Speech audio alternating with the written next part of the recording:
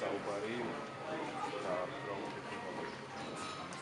პროგრამები მოგხსენებათ, რამდენი მნიშვნელოვანია ომთივი ურთიერთობები საქართველოსა და ისრაელს შორის. იგეგმება ვიზიტი ბატონ გრაფ-თუსუფაშვილის ივნისში მოწვევა მიიღო მან ოფიციალურად ქნესეთის თავმჯდომარისგან. ქნესეთის თავმჯდომარის მოადგილის ვიზიტი, რა თქმა უნდა, ამ მხრივ კიდევ ერთხელ ხელს შეუწყობს ჩვენი ორი ქვეყნის ურთიერთობების გაღრმავებას.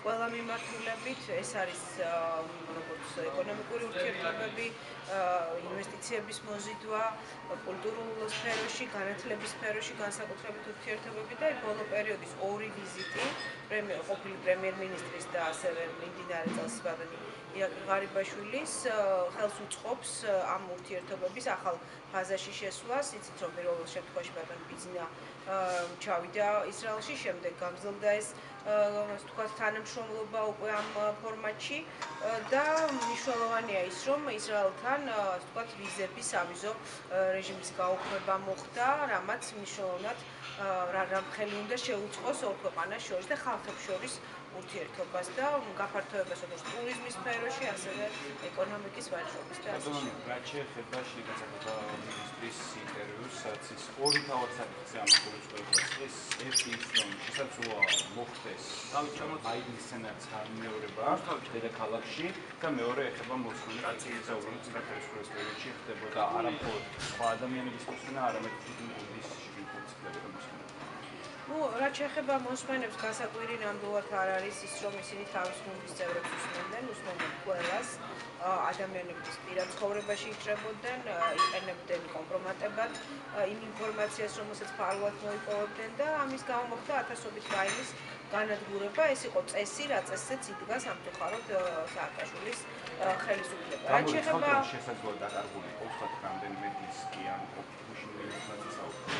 იცით რა, ყოფილ ხელისუფლებას ჰქონდა შესაძლებლობა, რომ ამ ჩანაწერების ასლებიც გაეკეთებინა, ხელთ ჰქონოდათ გარკვეული ინფორმაცია, რომელიც მათი ინტერესის მიხედვით შეიძლება ნებისმიერ დროსაც იყოს გამოქვეყნებული. ნამდვილად დაზღვეული ამაში არავინ არ არის, თვითონ მათი გუნდის წევრები. ეს ძალიან ცუდია, იმიტომ რომ მთელი ეს პერიოდი, როგორც ჩანს, მათი ხელისუფლებაში ყოფნის, ასეთი მეთოდებზე იდგა და ეს სერიოზულ უფლებადარღვევას წარმოადგენს ქვეყნისთვის და ქვეყნის იმიჯისთვის ზოგადად. რაც შეეხება მაიდანს, არავითარი საფუძველი მაიდნის გამეორებისა საქართველოში არ არის, იმიტომ რომ ქართველმა ხალხმა და უმრავლესობამ საზოგადოებამ გააკეთა არჩევანი უკვე წლების წინ ევროკავშირში ინტეგრაციის გზაზე და ეს არჩევანი ნამდვილად არ შეიცვალება და არ გადაიხედება. ეს არჩევანი ამას მოწმობს საქართველოს პარლამენტის მთავრობის, საქართველოს პრეზიდენტის არაერთი ოფიციალური განცხადება. ამას მოწმობს თუნდაც ის, რომ დღეს უსუფაშვილი იმყოფება ევროკავშირის ქვეყნების პარლამენტის თავმჯდომარეების ძალიან მნიშვნელოვან შეხვედრაზე ვილნიუსში, ის რომ დღეს ნატოს კომისიის ფარგლებში, ნატოს ფარგლებში მუშაობა გრძელდება საქართველოში და ძალიან სერიოზული ვიზიტები იგეგმება ძალიან მაღალ დონეზე.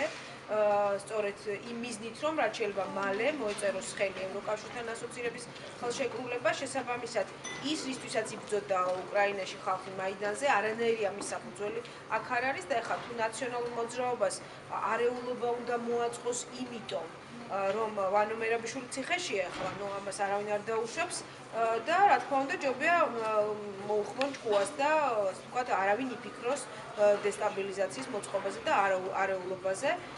რა თქმა უნდა, პოლიცია საზოგადოების უსაფრთხოებას და მოქალაქეთა უფლებებს დაიცავს საკითხს. როგორც ვიცით, პარლამენტში დაიბარეს შინაგანსაკუთრებო მინისტრი ირმა ნადირაშვილმა გააკეთა დღეს განცხადება, ხო არ იცით ამის შესახებ? დაიბარეს, არ ვიცი რა მიზნით დაიბარეს. რის საფუძველზე მოხდა ამის რა თქმა უნდა, პარლამენტის წევრს უფლება აქვს მინისტრის კითხვებით დაუსვას, ეს მათი უფლებაა. პარლამენტში მინისტრების მოსვლა არ არის პრობლემა. ამას მოწმობდა ისიც, რომ წინა კვირას იყო ქალბატონი თეატრალუკიანის ვიზიტი პარლამენტში, ასე რომ თუ მათ ჭირდებათ რეალური ინფორმაცია, ამ ინფორმაციას მიიღებენ. თუ შოუს დადგმა სურთ, ეხლა ამაში ნამდვილად ვერ დაყვება უმრავლესობა.